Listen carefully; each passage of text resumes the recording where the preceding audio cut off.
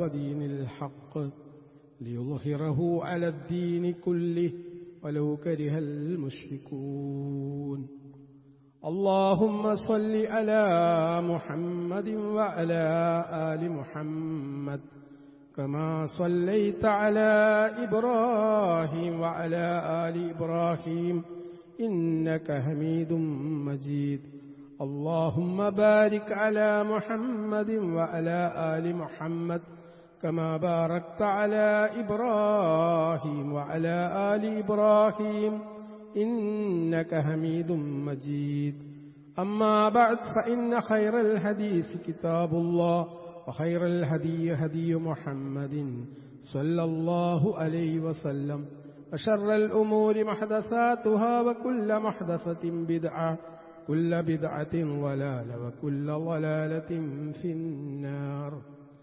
يا أيها الذين آمنوا اتقوا الله حق تقاته ولا تموتن إلا وأنتم مسلمون സ്നേഹം നിറഞ്ഞ സത്യവിശ്വാസികളെ, ജീവിതത്തിൻ്റെ സമസ്ത മണ്ഡലങ്ങളിലും രഹസ്യ ജീവിതത്തിൽ പ്രത്യേകിച്ച് അള്ളാഹുവിൻ്റെ വിധിവിലക്കുകൾ കൂടുതൽ സൂക്ഷിച്ച് ജീവിക്കണമേ എന്ന് എന്നോടും നിങ്ങളോടും ഉണർത്തുന്നു, വസിയ്യത്ത് ചെയ്യുന്നു. അള്ളാഹു സുബ്ഹാനഹു വ തആല നമുക്ക് ഓരോരുത്തർക്കും അതിനുള്ള തൗഫീക്ക് പ്രദാനം ചെയ്യുമാറാവട്ടെ.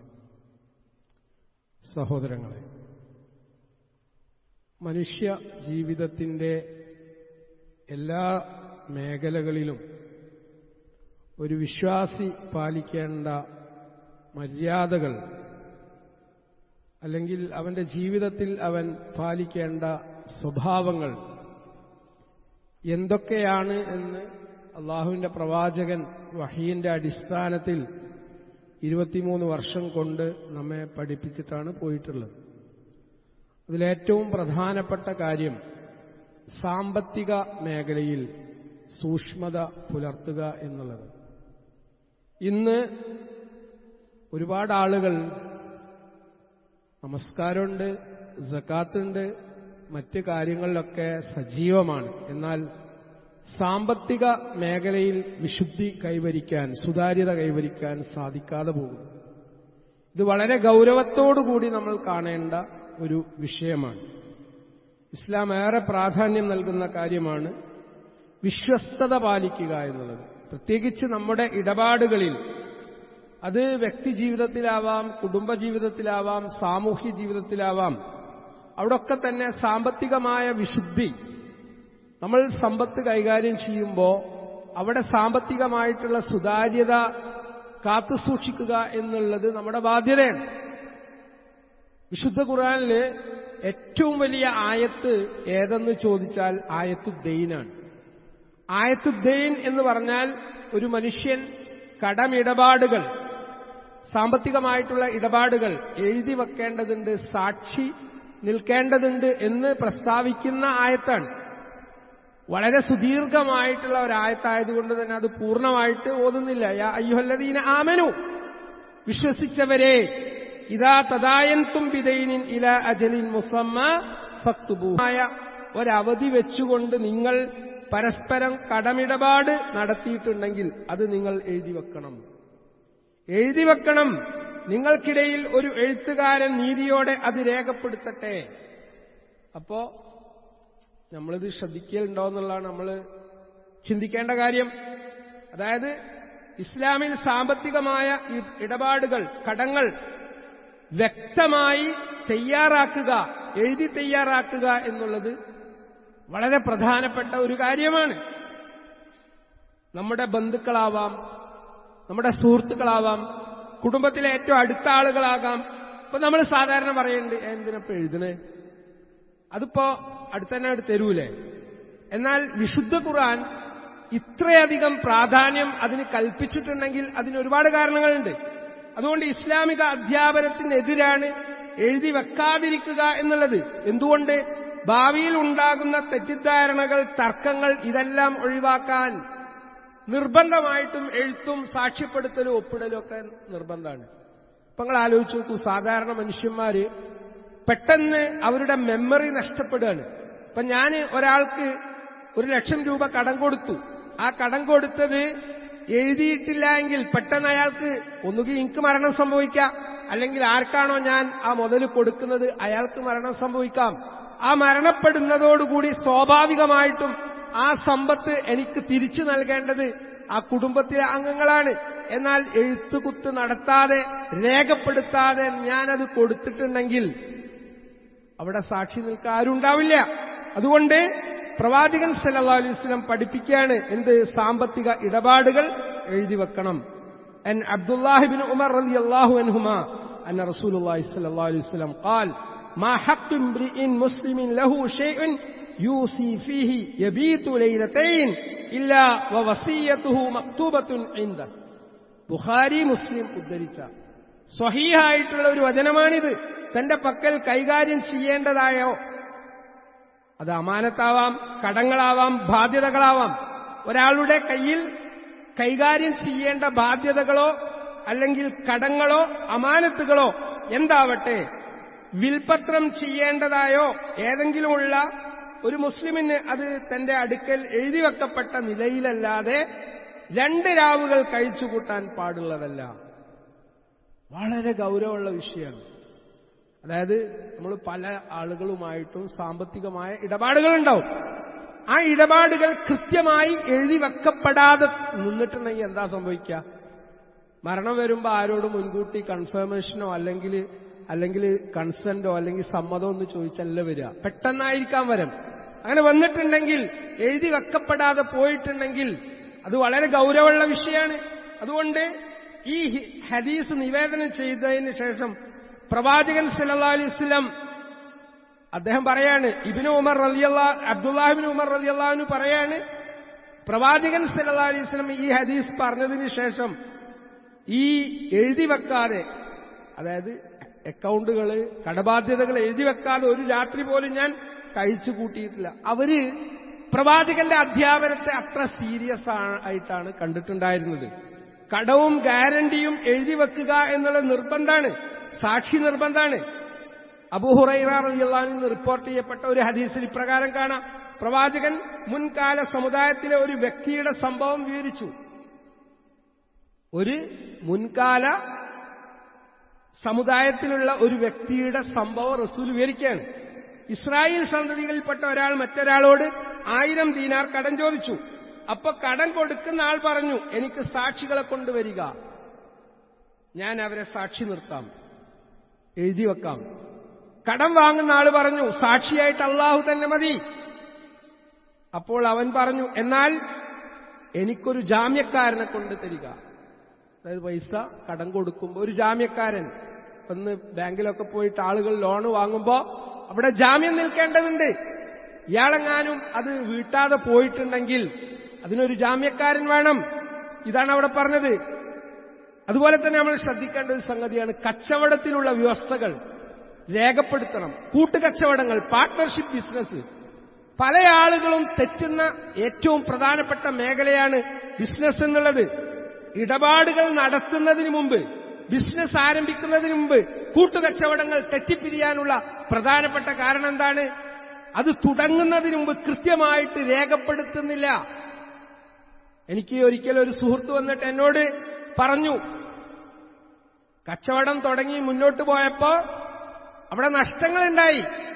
ഈ നഷ്ടങ്ങൾ വരാൻ തുടങ്ങിയപ്പോ മറ്റേ കക്ഷി ഒഴിഞ്ഞു. ഒന്നിച്ചാണ് ബിസിനസ് ആരംഭിച്ചത്.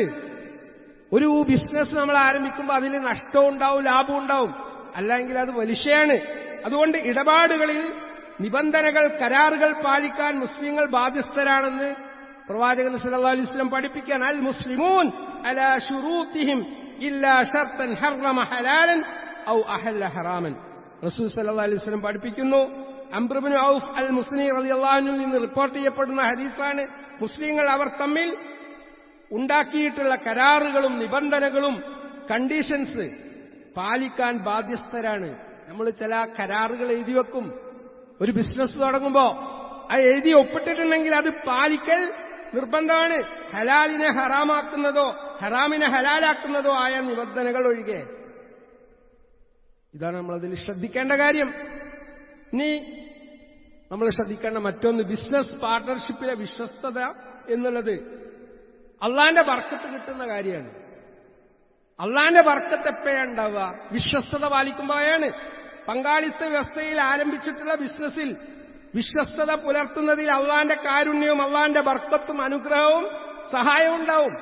ഇന്നല്ലാഹ യഖൂലു അന സാലിസുൽ ശരീകൈനി മാലം യഖുൻ അഹദുഹുമാ സാഹിബഹു ഫൈദാ ഖാനഹു ഖറജത് മിൻ ബൈനിഹിമാ. റസൂൽ സല്ലല്ലാഹു അലൈഹി വസല്ലം പഠിപ്പിക്കുന്നു, ഖുദ്സിയായിട്ടുള്ള ഒരു ഹദീസ്, രണ്ട് പാർട്ട്നേഴ്സിൽ ഒരാൾ മറ്റൊരാളെ ചതിക്കാതിരിക്കുന്ന കാലത്തോളം അവരുടെ മൂന്നാമനായിട്ട് സഹായിയായിട്ട് ഞാൻ ഉണ്ടാകും. ആരാ സഹായി? അള്ളാഹ് ഉണ്ടാകും. എന്നാൽ ഒരാൾ മറ്റൊരാളെ വഞ്ചിച്ചാൽ ഞാൻ അവരിൽ നിന്ന് പുറത്തു പോകും. അപ്പൊ ഈ ഹദീസിന്റെ താല്പര്യം എന്താണ്? ബിസിനസ്സിൽ ലാഭവും നഷ്ടവും കൃത്യമായി വിഭജിക്കണം. ഇപ്പൊ ചില ആളുകൾ ചെയ്യുന്നത് എന്താ വെച്ചാൽ, ബിസിനസ്സിൽ പാർട്ട്നേഴ്സിനെ കൂട്ടും, ലാഭം കയ്യും കണക്കില്ലാതെ വരാൻ തുടങ്ങുമ്പോ മറ്റേ ആളങ്ങോട്ട് ഉന്തിത്തള്ളി, എന്നിട്ട് പറയും നഷ്ടമാണ്. ഇമാതിരി തട്ടിപ്പുകൾ വ്യാപകമായിരിക്കുന്നു. അതുകൊണ്ട് ബിസിനസ്സിൽ ലാഭവും നഷ്ടവും ഉണ്ടാവും. അത് രണ്ടും സഹിക്കേണ്ടതുണ്ട്, കൃത്യമായി വിഭജിക്കേണ്ടതുണ്ട്, എഴുതി വെക്കേണ്ടതുണ്ട്, സുതാര്യത വേണം. കണക്കുകൾ ഏതൊരാളും എപ്പ ചോദിച്ചിട്ടുണ്ടെങ്കിലും കൃത്യമായിട്ട് സുതാര്യമായിട്ട് വായിക്കാൻ പറ്റുന്നതാവണം. ഞാൻ ഒറ്റയ്ക്ക് ബിസിനസ് നടത്തുകയാണെങ്കിൽ അതിൽ പ്രശ്നമില്ല. നേരെ മറിച്ച് ഞാൻ ഒരു പങ്കാളിയെ വെച്ചുകൊണ്ട് പാർട്ട്ണർ 2-3 ആളുകൾ എന്റെ കൂടെ കച്ചവടത്തിലുണ്ട്. ചിലവർ ആക്റ്റീവ് ബിസിനസ് പാർട്ട്നേഴ്സ് ആയിരിക്കും, ചിലവർ പാസീവ് ആയിരിക്കും, ഇൻവെസ്റ്റ്മെന്റ് മാത്രം തന്നുകൊണ്ട് കച്ചവടം ചെയ്യുന്നവരുണ്ട്. എന്നാൽ അവിടെ കണ്ടീഷൻസ് കൃത്യമായിട്ട് ആദ്യം തന്നെ നമ്മൾ നിശ്ചയിച്ച് രേഖപ്പെടുത്തണം. പങ്കാളിയുടെ അനുവാദമില്ലാതെ തുക, ആ ഡെപ്പോസിറ്റ് ചെയ്യുന്ന തുക വകമാറ്റി ചെലവഴിക്കാൻ പാടില്ല. അതായത് ബിസിനസ് പാർട്ട്നേഴ്സ് 3 പേരുണ്ടെങ്കിൽ ആ 3 പേരും പരസ്പരം മുഷാവറ ചെയ്തുകൊണ്ട് മാത്രമേ അതിന്റെ പണം കൈകാര്യം ചെയ്യാൻ പാടുള്ളൂ. അതുപോലെ തന്നെ ബിസിനസ്സിൽ വരുന്ന കടവും ബാധ്യതയും വളരെ ഇമ്പോർട്ടന്റ് ആണ്. മറ്റൊരാളുടെ സ്വത്ത് അക്രമത്തിലൂടെയോ വഞ്ചനയിലൂടെയോ കവർന്നെടുക്കുക എന്നുള്ളത് നാളെ പരലോകത്ത് കഠിനമായ ശിക്ഷ അർഹിക്കുന്ന കുറ്റാണ്. ചില ദുർബലരം ആയിട്ടുള്ള, അപ്പൊ കഴിഞ്ഞ ദിവസം ഒരു സഹോദരൻ വിളിച്ചു, അയാള് നല്ലൊരു എമൗണ്ട് പറ്റിക്കപ്പെട്ടു. കാരണം ഇയാളെ വിശ്വസിച്ച് ഏൽപ്പിച്ചാണ്. അയാൾ സാധുവായതുകൊണ്ട് അതിൽ കുടുങ്ങിപ്പോയി. മൻ അഖദ അംവാലന്നാസ് യുരീദു അദാഅഹ അദല്ലാഹു അൻഹു വമൻ അഖദ യുരീദു ഇസ്ലാഫഹ അസ്ലഫഹു അല്ലാഹ്. ബുഖാരി ഉദ്ധരിക്കുന്ന സ്വഹിയായ വചനം. ആരെങ്കിലും ജനങ്ങളുടെ സ്വത്ത് തിരിച്ചു കൊടുക്കണമെന്ന ഉദ്ദേശത്തോടുകൂടി വാങ്ങിയാൽ, ഇപ്പൊ ചില പൈസ വാങ്ങുമ്പോ തന്നെ അവന്റെ ഉള്ളിൽ ഇപ്പൊ എന്താ കൊടുക്കൂലെന്നാ, അല്ലെങ്കിൽ കൊടുക്കണ്ടാന്നാ. ഓന് ഇഷ്ടം പോലല്ലേ, ഓനുണ്ടോ അല്ലെന്ന് നമ്മളെന്തിനാ നോക്കണേ? നമ്മൾ ഒരാളിൽ നിന്ന് പൈസ വാങ്ങിയിട്ടുണ്ടെങ്കിൽ അത് തിരിച്ചു കൊടുക്കുക എന്നുള്ളത് നമ്മുടെ ബാധ്യതയാണ്. ആരെങ്കിലും ജനങ്ങളുടെ സ്വത്ത് തിരിച്ചു കൊടുക്കണമെന്ന ഉദ്ദേശത്തോടുകൂടി വാങ്ങിയാൽ അള്ളാഹു അത് വീട്ടാൻ അവനെ സഹായിക്കും. ഇത് റസൂൽ സല്ലല്ലാഹു അലൈഹി വസല്ലം ജീവിതത്തിൽ കളവ് പറയാത്ത പ്രവാചകൻ സല്ലല്ലാഹു അലൈഹി വസല്ലം പഠിപ്പിക്കുക. തുടർന്ന് എന്താ റസൂൽ പറയുന്നത്? എന്നാൽ ഒരാളെ വഞ്ചിക്കണം, നശിപ്പിക്കണം, ചതിക്കണം എന്ന ഉദ്ദേശത്തോടുകൂടി വാങ്ങുന്നതെങ്കിൽ അള്ളാഹു അവനെ നശിപ്പിച്ചു കളയും. ഇതൊരുപാട് ആളുകൾ ആ ലിസ്റ്റിൽ മെമ്പേഴ്സായി മാറുന്നുണ്ട്. അതുകൊണ്ട് സഹോദരന്മാരെ, നമ്മുടെ ജീവിതത്തിൽ ഏറ്റവും കൂടുതൽ നമ്മൾ വിശ്വസ്തത പുലർത്തേണ്ട ഒരു മേഖലയാണ് സാമ്പത്തിക മേഖല എന്നുള്ളത്. നിസ്കരിക്കുക എന്നുള്ളത് പള്ളിയിൽ വന്നിട്ടുണ്ടെങ്കിൽ നിസ്കാരം നിർവഹിക്കുക, നോമ്പ് അനുഷ്ഠിക്കുക, മറ്റുള്ളതൊക്കെ നിർവഹിക്കുക. എന്നാൽ അള്ളാഹുവിന്റെ റസൂൽ സല്ലല്ലാഹു അലൈഹി വസല്ലം ഒരാളെ മനസ്സിലാക്കാൻ വേണ്ടിയിട്ട് പറഞ്ഞത്, അയാളുമായിട്ട് രാത്രി ഒന്നിച്ച് യാത്ര ചെയ്യാൻ വേണ്ടിയിട്ടും സാമ്പത്തികമായിട്ടുള്ള ഇടപാടുകൾ നടത്തിയിട്ടുണ്ടോ എന്നുള്ളതാണ്. അതുകൊണ്ട് സാമ്പത്തിക ഇടപാടുകളിൽ സുതാര്യത സൂക്ഷിക്കാൻ നമ്മൾ പ്രത്യേകം ശ്രദ്ധിക്കുക. അള്ളാഹു അനുഗ്രഹിക്കട്ടെ.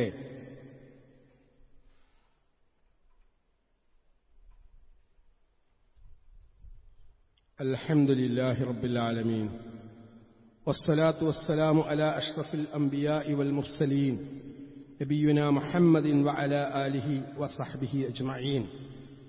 അമ്മാ ബഅദ്. യാ ഇബാദല്ലാഹ് ഇത്തഖുല്ലാഹ്.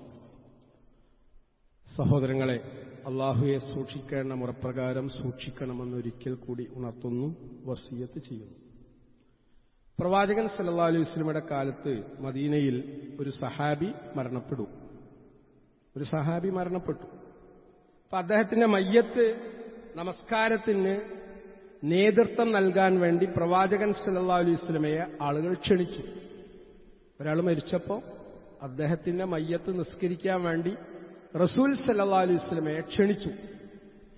അപ്പോ പ്രവാചകൻ സല്ലല്ലാഹു അലൈഹി വസല്ലം അവിടെ ഉണ്ടായിരുന്ന ആളുകളോട് ചോദിച്ചു, ഇദ്ദേഹത്തിന് വല്ല കടബാധ്യതയും വീട്ടാനുണ്ടോ?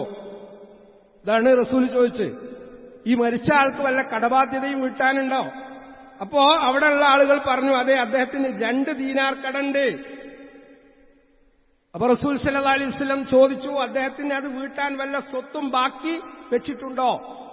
അനന്തര സ്വത്ത് ബാക്കിയായിട്ടുണ്ടോ? അപ്പൊ ഓര് പറഞ്ഞു, ഇല്ല, അദ്ദേഹത്തിന്റെ പക്കൽ ഒന്നുമില്ല. ഈ സന്ദർഭത്തിൽ പ്രവാചകൻ സല്ലല്ലാഹു അലൈഹി വസല്ലം സഹാബികളോട് പറഞ്ഞു, എന്നാല് നിങ്ങൾ നിസ്കരിച്ചോളൂ. എന്നിട്ട് റസൂല് മാറി നിന്നു. ഈ സന്ദർഭത്തില് സ്വാഭാവികമായിട്ടും ഒരു സഹാബിയുടെ മയ്യത്ത് നമസ്കരിക്കാതിരിക്കുമ്പോ അതിൽ വിഷമമുണ്ടാവുമല്ലോ. അപ്പോ അവിടെ അബൂ ഖതാദ എന്നുള്ള സഹാബി ഇത് കേട്ട സന്ദർഭത്തില് റസൂൽ സല്ലല്ലാഹു അലൈഹി വസല്ലമയോട് പറയാണ്, അദ്ദേഹത്തിന്റെ കടം ഞാൻ വീട്ടിക്കൊള്ളാം. അപ്പൊ റസൂൽ സല്ലല്ലാഹു അലൈഹി വസല്ലം അദ്ദേഹത്തോട് ചോദിക്കുന്നുണ്ട്, ഉറപ്പായിട്ടും ഈ സഹോദരന്റെ കടം കൊടുത്ത ആളുടെ അവകാശം പൂർണ്ണമായും നീ വീട്ടിക്കൊള്ളാമെന്ന് ആണ് നീ പറയണത്, ഇത് റെഡിയാണോ? മനസ്സിലായുണ്ടോ? വീട്ടിക്കൊള്ളാറിനപ്പോ എന്നാ പോയി നിസ്കരിക്ക എന്നുള്ളതല്ല, അത് ഉറപ്പുണ്ട് എനിക്ക്, ഇതത് ചെയ്യോന്ന്. അപ്പോ അബൂ ഖതാദ റളിയല്ലാഹു അൻഹു പറഞ്ഞു, അതേ, ഞാൻ ഉറപ്പു തരുന്നു പ്രവാചകരെ. അപ്പൊ റസൂൽ സല്ലല്ലാഹു അലൈഹി വസല്ലം എന്ത് ചെയ്തു? ആ സഹാബിയുടെ മയ്യത്ത് നമസ്കാരത്തിന് നേതൃത്വം നൽകി. അടുത്ത ദിവസം അബൂ ഖതാദ റളിയല്ലാഹു അൻഹുവിനെ കാണുകയാണ് റസൂല്. അപ്പൊ അദ്ദേഹത്തോട് ചോദിക്കാണ്, നീ ആ പൈസ കൊടുത്തോ? കടം വീട്ടിയോ? അപ്പൊ റസൂൽ സല്ലല്ലാഹു അലൈഹി വസല്ലമയുടെ അബൂ ഖതാദ റളിയല്ലാഹു അൻഹു പറഞ്ഞു, റസൂലേ, ഇന്നലെ മരിച്ചിട്ടല്ലേ ഉള്ളൂ, എനിക്ക് നേരം കിട്ടിയില്ല. അടുത്ത ദിവസവും റസൂൽ സല്ലല്ലാഹു അലൈഹി വസല്ലം അദ്ദേഹത്തെ കണ്ടു, ചോദിച്ചു, കടം വീട്ടിയോ? അപ്പോ അബൂ ഖതാദ റളിയല്ലാഹു അൻഹു പറഞ്ഞു, അതേ, പൂർണ്ണമായിട്ട് ഞാൻ ആ കടം വീട്ടിയിരിക്കുന്നു. അപ്പൊ റസൂൽ സല്ലല്ലാഹു അലൈഹി വസല്ലം പറഞ്ഞു, ഇപ്പോഴാണ് ആ മരണപ്പെട്ട വ്യക്തിയുടെ ചർമ്മത്തിന്, തൊലിക്ക് ഖബറിലെ ശിക്ഷയിൽ നിന്ന് തണുപ്പ് ലഭിച്ചത്. ഒന്ന് ആലോചിച്ച് നോക്കിയാണ്, എത്ര സീരിയസ് ആയ ഒരു വിഷയമാണ്. അന്ന് ആളുകൾക്ക് പൈസ കടം വാങ്ങുക എന്നുള്ളതിന് യാതൊരു ലൈസൻസും ഇല്ലാതെ കണ്ടമാനം ബാങ്കിൽ ലോണ് പെരനെ ജപ്തി ചെയ്യപ്പെടുന്ന അവസ്ഥയിലേക്ക് എത്തുകയാണ്. ചെറിയ കുട്ടികൾ പോലും ക്രെഡിറ്റ് കാർഡുമായിട്ടാണ് ജീവിച്ചുകൊണ്ടിരിക്കുന്നത്. ഒരു പേടിയില്ല. പൈസ എന്നുള്ളത് ആരെടുത്തൊന്നും കടം വാങ്ങ, പിന്നെ കൊടുക്കാതിരിക്കുക, അല്ലെങ്കിൽ മാറി നടക്കുക. കടം കൊടുത്ത ആള് മാറി നടക്കുന്ന അവസ്ഥ വരെ ഉണ്ടായിക്കൊണ്ടിരിക്കുന്നു. അതുകൊണ്ട് സഹോദരന്മാരെ, കടം എന്നുള്ളത് നിസ്സാരമല്ല. ഈ ഹദീസ് അല്ലെങ്കിൽ ഈ സംഭവം നമുക്ക് പ്രകടമാക്കുന്ന അല്ലെങ്കിൽ വെളിപ്പെടുത്തി തരുന്നത് കടം നിസ്സാരല്ല. നാളെ പരലോകത്ത് ഷഹീദായ ഒരു വ്യക്തി, ആ ഷഹീദായിട്ടുണ്ടെങ്കിൽ പോലും അയാള് കടബാധ്യതനാണെങ്കിൽ ഗൗരവമുള്ള വിഷയമാണ്. അള്ളാന്റെ റസൂൽ ഒരാളുടെ മയ്യത്ത് നിസ്കരിച്ചില്ല എന്ന് പറഞ്ഞാൽ എത്ര ഗൗരവമുള്ളതാണ്. അതുകൊണ്ട് പരലോകത്ത് വലിയ ശിക്ഷ നൽകപ്പെടുന്ന കാര്യമാണ് കടബാധ്യത. അത് ഏറ്റെടുക്കണം എന്നുകൂടിയുള്ള ഒരു പാഠം അബൂ ഖതാദ റളിയല്ലാഹു അൻഹുവിന്റെ സംഭവം നമുക്ക് തരുന്നുണ്ട്. അതായത്, ഒരു സഹോദരന് കടം വന്ന് അയാൾക്ക് വീട്ടാൻ പറ്റിയില്ല, അല്ലെങ്കിൽ സാമ്പത്തികമായിട്ടുള്ള ഒന്നുമില്ല. അപ്പൊ മയ്യത്ത് കൊണ്ടുവരുന്ന സമയത്ത് നമ്മൾ ചോദിച്ച് അന്വേഷിച്ച് അത് വീട്ടാനുള്ള ഒരു സൗകര്യം ചെയ്തു കൊടുക്കേണ്ടതുണ്ട്. അതിലുപരി നമ്മൾ ശ്രദ്ധിക്കേണ്ട ഏറ്റവും പ്രധാനപ്പെട്ട കാര്യം, ഒരു ഡയറിയിൽ നമ്മൾ നമ്മുടെ കടങ്ങൾ എഴുതി വെക്കുക എന്നുള്ളതാണ്. കടം വാങ്ങാതിരിക്കാൻ പരമാവധി ശ്രമിക്കുക. ഇനി എങ്ങാനും കടം വാങ്ങേണ്ടി വന്നാൽ അത് കൃത്യമായി എഴുതി രേഖപ്പെടുത്തുക. എന്നാൽ മരണപ്പെടുന്ന വേളയിൽ ആളുകൾക്ക് അത് വീട്ടാൻ പറ്റും. അതായത് നമ്മുടെ അനന്തര സ്വത്ത് വീതം വെക്കേണ്ടത് ആ കടം വീട്ടിയതിന് ശേഷമാണ് എന്നുകൂടി നമ്മൾ മനസ്സിലാക്കേണ്ടതുണ്ട്. അപ്പൊ ഇങ്ങനെയൊക്കെയുള്ള കാര്യങ്ങൾ നമ്മുടെ ജീവിതത്തിൽ വലിയ പാഠങ്ങൾ നൽകുന്നുണ്ട്. അല്ലാഹു സുബ്ഹാനഹു വ തആല കാര്യങ്ങൾ ഉൾക്കൊള്ളാനും മനസ്സിലാക്കാനും ജീവിതത്തിൽ പകർത്താനും ഉള്ള വലിയ ഭാഗ്യം നമുക്കെല്ലാം പ്രദാനം ചെയ്യുമാറാവട്ടെ. നമ്മിൽ നിന്ന് വന്നിട്ടുള്ള അപാകതകൾ, പോരായ്മകൾ, തെറ്റുകൾ അല്ലാഹു അവന്റെ വലിയ കാരുണ്യം കൊണ്ട് നമുക്ക് പുറത്തു മാപ്പാക്കി തരട്ടെ. اللهم اغفر للمؤمنين والمؤمنات والمسلمين والمسلمات الأحياء منهم والأموات إنك مجيب الدعوات يا قاضي الحاجات توفنا مسلما وألحقنا بالصالحين ربنا ظلمنا أنفسنا وإن لم تغفر لنا وترحمنا لنكونن من الخاسرين اللهم أجرنا من النار اللهم أجرنا من النار اللهم أجرنا من النار ربنا تقبل منا إنك أنت السميع العليم وتب علينا إنك أنت التواب الرحيم وصلى الله على محمد وعلى آله وأصحابه أجمعين.